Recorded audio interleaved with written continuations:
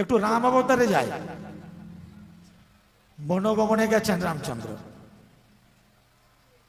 বনের থেকে ঘুরে ফিরে এসে কুটিরে অবস্থান করছেন, পায়ের থেকে রক্তক্ষরণ হচ্ছে, একটি কাঁটা ফুটে আছে পায়ের মধ্যে, কাঁটা তুলে দেওয়ার চেষ্টা করছে, বলছে না না না না তুলো না। কেন না, আমার চরণে যে আশ্রয় নেয় তাকে আমি ছাড়তে পারি না। বোঝা যায় ভগবত বাৎসল্য, কাঁটাকেই যে ছাড়তে পারে না।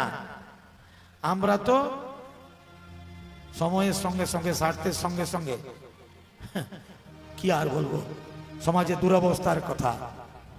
নিজের বাবা মাদের আমরা বৃদ্ধাশ্রমে ছেড়ে আসি, সেই সমাজে বাস করি আমরা। তাই সবাই যা করতে পারে তা আমি পারি না, আর সবাই যা করতে অসমর্থ সেটা আমি সহজেই পারি, সেটা তো